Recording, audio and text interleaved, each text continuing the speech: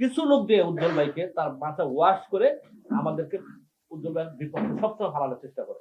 এইখানে আজদান কত বড় স্যাক্রিফাইস করছে যে উজ্জ্বল ভাই যখন করতেছে তাহলে আমি আর নির্বাচন করবো না, এই সিলেকশনে যাবো না, তাহলে নির্বাচন করবো। এই আজদান তখন সরে গেল। আজকে এই যে আমরা যে এত অবহেলায় আছি শুধুমাত্র এই প্রদেশ সমিতির কারণে। উজ্জ্বল ভাইকে বললাম যে ঠিক আছে, আমরা তো আপনাকেই বানাচ্ছি, আদনান তো আপনার কথাই বলছে যে না উজ্জ্বল ভাই হোক, আমি এখানে নির্বাচনটা করবো না, ঠিক আছে, যেহেতু উজ্জ্বল ভাই চাচ্ছে। সেখানে উজ্জ্বল ভাই করবে না। তারপরে আদনান যখন আমরা যখন ঠিক আছে তাহলে আদনান প্রেসিডেন্ট হোক, তাহলে আমরা সুন্দর একটা কমিটি করে আদনান খসরু ভাই এই ক্ষেত্রে ত্যাগ স্বীকার করলেন। বলতেছি বলো। হ্যাঁ, আদনানকে নিয়ে আমরা সুন্দর একটা কমিটি। খসরু ভাই কি করলো, সেখানে খসরু হলো তাহলে আমি ইসিতে থাকি। এই যে একটা এত বড় ত্যাগ, হ্যাঁ, আমার মনে হয় ফিল্ম ইন্ডাস্ট্রির কেউ করবে না। এবং খসরু ভাই সেটা রাজি, শুধুমাত্র এই প্রযোজক পরিবেশক সমিতি ইলেকশনের স্বার্থে কিন্তু খসরু ভাই এটাতে রাজি হয়েছে, রাজি হয়ে গেল। রাজি হয়ে যাওয়ার পরে ওনাকে প্রস্তাব দিলাম যে আদনান, উনি আমাকে বললো না এটা কেমন হলো হ্যান ত্যান। তারপরে দিন যে নির্বাচনের ফর্ম বিক্রিতে উজ্জ্বল ভাই ফর্ম কিনে ফেলবো। আমি আদনান নেওয়ার পরে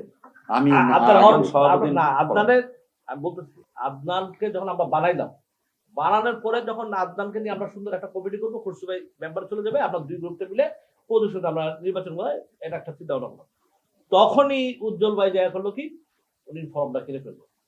তখন আমি উজ্জ্বল ভাইকে বললাম যে আপনি ফর্ম কিভাবে কিনে, আপনি তো নিজেই আদনানকে ছাড়লেন। হ্যাঁ, খসরু ভাই তো আপনার দরকার ছিল, যেখানে খসরু ভাই করবে না।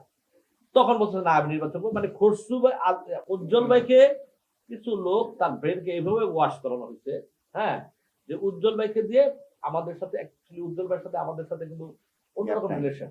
যেমন খসরু ভাইয়ের সাথে গুড রিলেশন, আদনানের সাথে রিলেশন, আমার সাথে অন্যরকম রিলেশন। কিন্তু কিছু লোক দিয়ে উজ্জ্বল ভাইকে তার মাথা ওয়াশ করে আমাদেরকে উজ্জ্বল ভাইয়ের বিপক্ষে সবসময় হারানোর চেষ্টা করে। এটা আমি উজ্জ্বল ভাইয়ের বলছি, সেম কথাটা এই উজ্জ্বল ভাইকে বলছি। যাই হোক, তারপর উজ্জ্বল ভাই কথাটা শুনলো, যখন ফর্ম কিলো তখন আদনান কি করলো যে ঠিক আছে উজ্জ্বল, এইখানে আদনান কত বড় স্যাক্রিফাইস করছে যে উজ্জ্বল ভাই যখন করতেছে তাহলে আমি আর নির্বাচন করবো না, এই সিলেকশনে যাবো না, তাহলে নির্বাচন করবো। এই আদনান তখন সরে গেল। আদনান সরে যে তখন তাহলে নির্বাচন যদি এক যদি হয় তাহলে জিনিসটা ভালো না, ভোটাররা চাপ দিচ্ছে। তখন খসরু ভাইয়ের সাথে সমস্ত নিরঙ্কিত ভোটাররা আইসা খসরু ভাইকে চাপ দিল যে ভাই আপনি যদি নির্বাচন করেন তাহলে আমরা থাকবো না, আমি থাকবো না, ঠিক আছে। এই সমস্ত ভোটারের কারণে এই খসরু ভাই আবার রাজি হলেন যে ঠিক আছে তাহলে আমি প্রদেশ নির্বাচন করবো। এখন নির্বাচন করার পরে দুই ধরতে ফরম দিচ্ছে, তারা অবজেকশন দিচ্ছে খসরু ভাই আলমের ব্যাপারে। সেই অবজেকশন দেওয়ার পরে একটা আপিল হয়েছে। সেই আপিল হলো সবচেয়ে গুরুত্বপূর্ণ আমাদের যে জায়গাটা, সেটা সেই আপিলটা। সেই আপিলে খসরু ভাইকে আলম ভাইকে ডিক্লেয়ার দিয়ে দিল যে হ্যাঁ আপনার নির্বাচন করতে পারবেন, বৈধ ক্যান্ডিডেট দিয়ে দিল।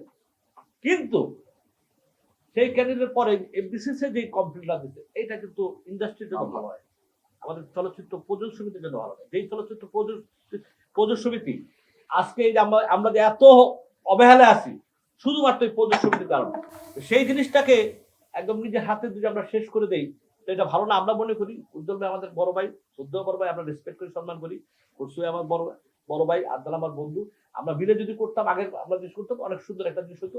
এখন যদি হয় না তো নির্বাচন হোক, নির্বাচন হয়ে যে ভালো পাবে, ভোট পাবে, যারা ভোটাররা যাকে চয়েস করবে তারাই আসবে, তাই না? আমরা এটাই চাইছি, এর বেশি তো আমরা আর কিছু চাই নাই। আমরা এই জিনিসটাই চাচ্ছি এবং আগামীতে এটাই চাবো আমরা। ঠিক আছে খসরু ভাই? হ্যাঁ, শেষ। ধন্যবাদ।